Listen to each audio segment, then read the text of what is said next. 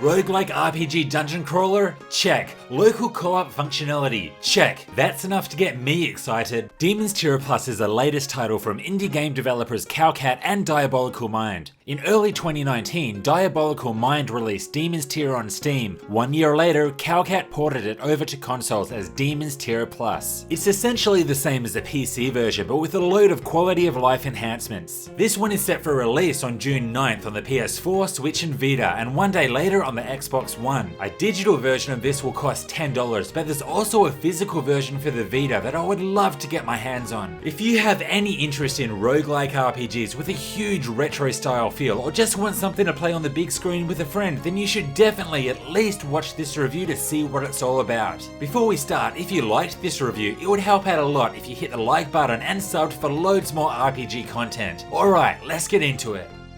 Back in the day, King Thosgar threw a Darth Vader and turned to the dark side, destroying almost all of humanity and flooding the world with monsters. 1,000 years later, a mysterious pit appears in a village after a huge earthquake, and it's clear that something ain't right about that. You play the role of Knight, who was a knight, and with the help of Cleric, who was a cleric, Wizard, who was a wizard, Berserker, who was a yeah, you get the idea. Anyway, Knight and a bunch of other classes are tasked to investigate the evil within the pit. Graphically, Demonstier Plus obviously looks like it was born in the late 80s, and I grew to really dig this style, especially the fancy pixel art and retro style music that plays throughout the game. The aim of Demonstier Plus is to progress down 15 levels of dungeon in a single go without returning to the surface or dying. Naturally, each level provides more of a challenge, with several bosses challenging you along the way. This game is called Demon's Tier for a reason. Every time you complete the 15 dungeon levels, you'll proceed to the next tier, which brings forth the same experience but with a tad more difficulty and an alternative ending.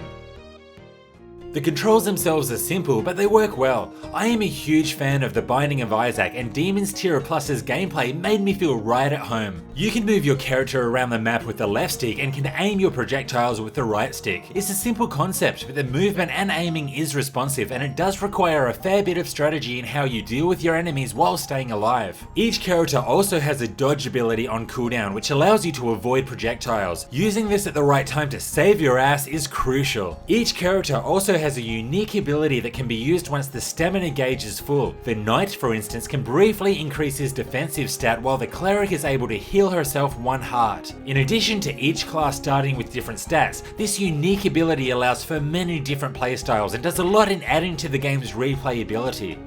As you progress down the pit, you'll encounter several different locations, each with different elements to make them unique, such as different enemies or traps. While these may stay the same for each level, the actual layout changes each time, making every trip down the hole a unique experience. The objectives that you're required to complete to progress to the next level is also randomized, and this may include goals such as defeating all enemies on the map, killing a particular stronger enemy, or opening all chests. If you die, and you will die quite a bit at the start of the game, you will lose all of your D tokens and then return to town and have to start from level 1 once again. However, they do have the Dark Souls system of when you die, you lose all of your currency, but you have a single chance to get it back again if you can find it on the same floor that you lost it. With that said, you don't have to die to return to town. At any time, you can use an escape rope and retain all of your D tokens. However, upon re-entering the dungeon, you will start at level 1 again. The real fun, or stress, in the dungeon progression comes in the way of the time limit. At each level, you'll have to complete the objective and escape through the trapdoor within 5 minutes. If you don't, a giant indestructible Reaper will chase you, probably resulting in your death.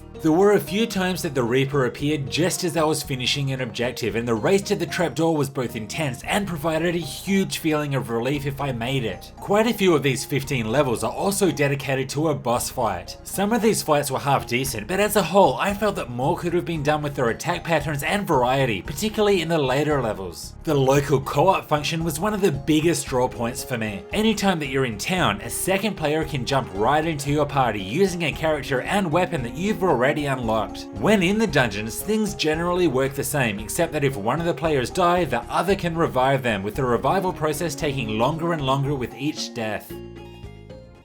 The RPG mechanics of Demon's Tier Plus comes in the character weapon upgrades which are permanent and the leveling up of your stats which are only applied in your current dungeon crawl. We'll start with your stats. As you progress through each of the dungeons, in addition to obtaining D tokens, you'll also obtain gold which can be spent to increase your stats, but these increases will only apply on your current dungeon run. There are quite a few stats such as attack, defense, HP, range and speed, and each one of them have their own advantages based on what build you're going for. For instance, on one run I may decide to go for a super powerful Valkyrie capable of inflicting massive damage. On my next run I may go for a cleric with very fast stamina regeneration, allowing me to use her unique healing ability more often. To further help you proceed, you can find and release prisoners to help you out, and also if you're lucky enough, find relics to up your stats even more. Finding these relics can make a huge difference, but finding them is just based on the luck of the run. Sometimes you'll find several, while other times you may only find one or two.